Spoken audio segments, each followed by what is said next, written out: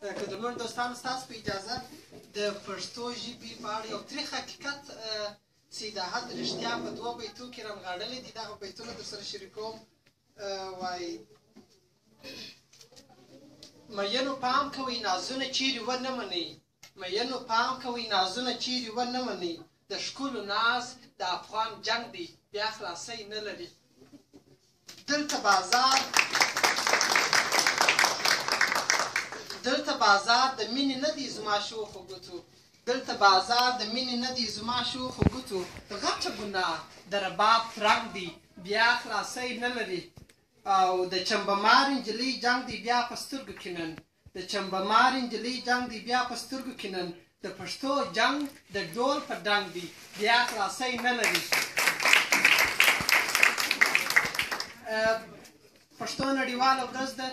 له دې ځای څخه ډېر لرې په هېواد او پر پښتو مین شاعر عصمت الله زهیر ډېر ښایسته شعر لیکلی دی. دغه شعر درسره شریکوم.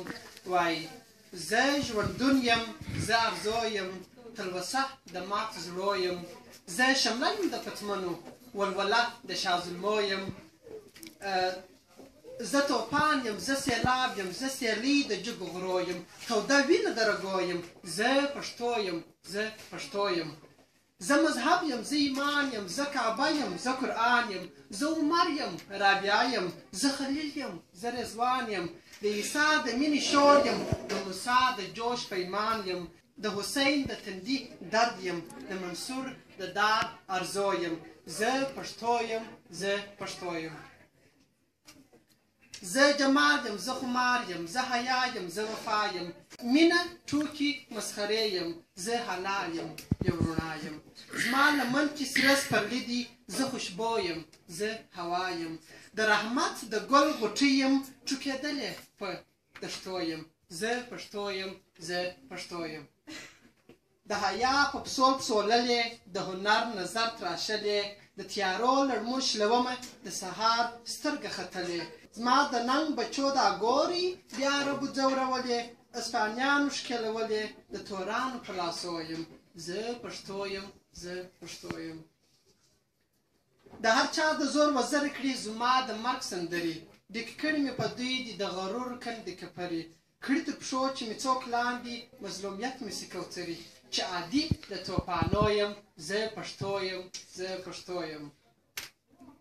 زه امید د تلوسې یم، زه رڼا د تورې شپې یم، بیا دا ولې دا لا څنګه بې سجدې و بې کعبې یم، دا د چا د زور غرور دی، تور قبرونه جنازې یم، ګلالي شهیدان غیږ کې چا شړلي له کوڅو یم، زه پښتو یم، زه پښتو یم. او وروستي بیتونه یې وایي سر چې کښېږدي په لمن کې وطن ځان ځان وطن کې، سر چې کښېږدي په لمن کې وطن ځان او ځان وطن کې، پاسته کاڼي کړي په وینو ډبرین وطن خوتن کې، د ظلمو مړانه دا ده موټې ماتې د دښمن کې، د سیلاب خاموشه غیږ کې یاغي غږ زه د موجو یم، زه پښتو یم، زه پښتو یم. ډېره مننه.